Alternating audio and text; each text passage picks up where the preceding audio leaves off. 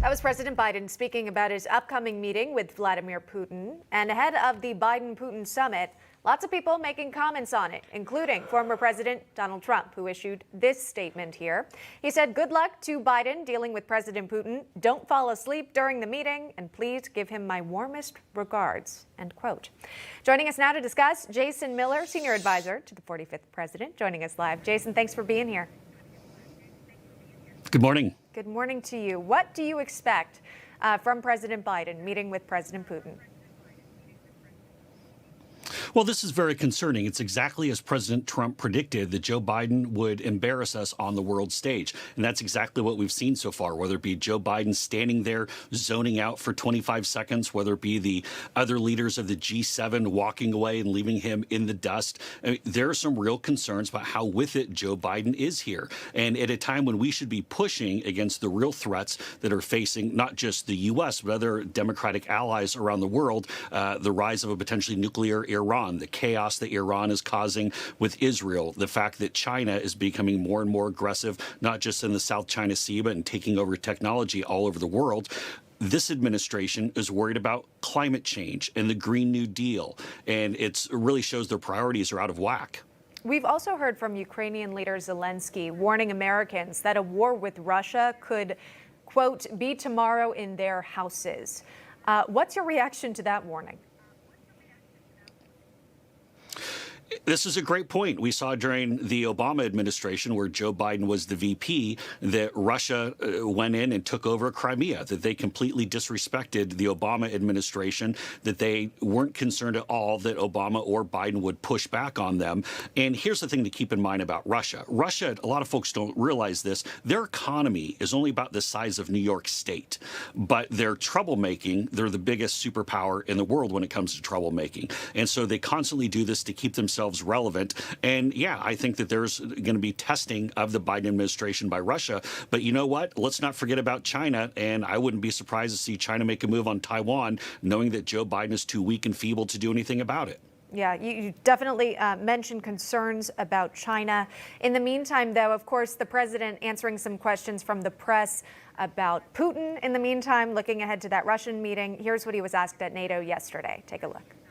In a weekend interview, Vladimir Putin laughed at the suggestion that you had called him a killer. Is that still your belief, sir, that he is a killer? Well, look, I mean, he has made clear that the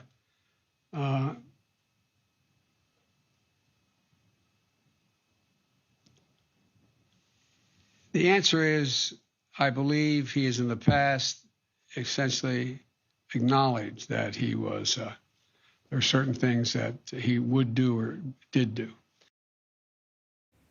The president there taking a pause to gather his thoughts there. I see you shaking your head, though. I think taking a pause to collect his thoughts is probably about the most polite way that you could phrase it. In fact, the White House would be smart to go and try to sign you up to give them talking points on how to answer this. I mean, the fact of the matter is that Joe Biden, his brain is short-circuiting here. He's just not up to the task. I mean, this is very clear.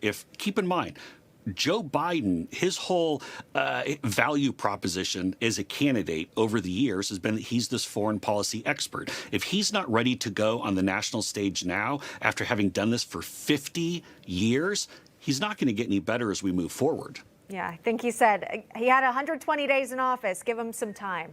As you point out, though, he's had a long political career.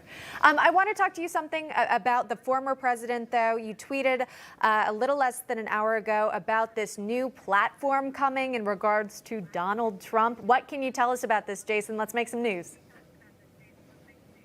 Well, here's what I can tell you. Last week, we announced that I'm going to be stepping aside from my day-to-day spokesman role with President Trump, and I'm going to be joining a tech startup firm as the CEO, where we're going to have a new social media platform that's going to be coming this summer. I will tell you, it's going to be big, it's going to be faster, better features, it's going to completely knock folks' socks off, it's going to be impressive. Now, this is a separate effort that I'm doing from President Trump. Obviously, would love to get President Trump to the platform, but I'm not going to speak on what President Trump's plan plans are at the moment with regard to social media. I don't want to go and put words in his mouth, but for any conservative who's been worried about the big tech censorship, who's been wondering why they've been losing followers, wondering why people are getting kicked off of Twitter and Facebook simply for stating basic facts, whether it be election fraud or COVID, things have now come to light. Help is on the way. A new, bigger, and better platform is coming, and we're going to make some news pretty shortly here. So again, this is not directly linked to Donald Trump and his own tech plans. This is something separate?